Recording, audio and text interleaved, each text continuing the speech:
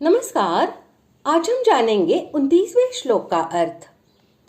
उपर्युक्त प्रकार से भगवान की भक्ति करने वाले को भगवान की प्राप्ति होती है, दूसरों को नहीं होती। इस कथन से भगवान में विषमता के दोष की आशंका हो सकती है, अतएव उसका निवारण करते हुए भगवान कहते हैं। श्लोक 29।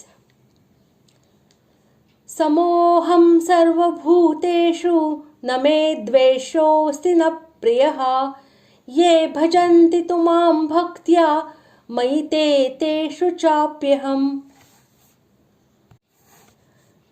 श्लोक का अर्थ, मैं सब भूतों में समभाव से व्यापक हूँ, न कोई मेरा अप्रिय है और न प्रिय है, परंतु जो भक्त मुझको प्रेम से भजते हैं वे मुझ में हैं और मैं भी उनमें प्रत्यक्ष प्रकट हूँ। मैं सब भूतों में सम हूँ तथा मेरा कोई अप्रिय या प्रिय नहीं है। इस कथन से भगवान ने यह भाव दिखलाया है कि मैं ब्रह्मा से लेकर स्तंभ पर्यंत समस्त प्राणियों में अंतर्यामी रूप से समान भाव से व्याप्त हूँ, अतएव मेरा सब में समभाव है, किसी में भी मेरा राग द्वेष नहीं है। इसलिए वास्तव में मेरा कोई भी अप्रिय या प्रिय नहीं है। मैं स्थावर जंगम आदि संपूर्ण प्राणियों में व्यापक रूप से और कृपा दृष्टि से सम हूँ। तात्पर्य है कि मैं सब में समान रूप से व्यापक परिपूर्ण हूँ और मेरी सब पर समान रूप से कृपा दृष्टि है। मैं कहीं कम हूँ और कहीं अधिक हूँ, अर्थात चींटी छोटी होने से उसमें कम हूँ और हाथी बड़ा होने से उसमें अधिक हूँ। अंतज में कम हूँ और ब्राह्मण में अधिक हूँ। जो मेरे प्रतिकूल चलते हैं उनमें मैं कम हूँ और जो मेरे अनुकूल चलते हैं उनमें मैं अधिक हूँ। यह बात है ही नहीं, कारण कि सबके सब प्राणी मेरे अंश है, मेरे स्वरूप है। मेरे स्वरूप होने से वे मेरे से कभी अलग नहीं हो सकते और मैं भी उनसे कभी अलग नहीं हो सकता। इसलिए मैं सब में समान हूँ। मेरा कहीं कोई पक्षपात नहीं है।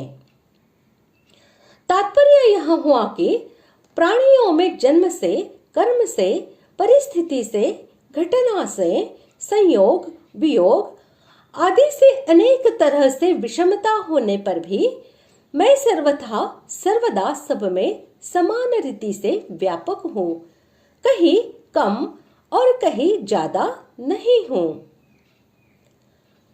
पहले भगवान ने कहा कि मैं संपूर्ण प्राणियों में समान हूँ। अब उसी का विवेचन करते हुए कहते हैं कि कोई भी प्राणी मेरे राग द्वेष का विषय नहीं है। तात्पर्य है कि मेरे से विमुख होकर कोई प्राणी शास्त्रीय यज्ञ, दान आदि कितने ही शुभ कर्म करे तो भी वह मेरे राग का विषय नहीं है, और दूसरा शास्त्र निषिद्ध अन्याय, अत्याचार आदि कितने भी अशुभ कर्म करे तो भी वह मेरे द्वेष का विषय नहीं है, कारण कि मैं संपूर्ण प्राणियों में समान रीति से व्याप्त हूँ। सब पर मेरी समान रीति से कृपा है और सब प्राणी मेरे अंश होने से मेरे को समान रीति से प्यारे हैं। हाँ, यह बात जरूर है कि जो सकाम भाव पूर्वक शुभ कर्म करेगा वह ऊंची गति में जाएगा और जो अशुभ कर्म करेगा वह नीची गति में अर्थात नरकों तथा 84 लाख योनियों में जाएगा। परंतु वे दोनों पुण्यात्मा और पापात्मा होने पर भी मेरे राग द्वेष के विषय नहीं हैं।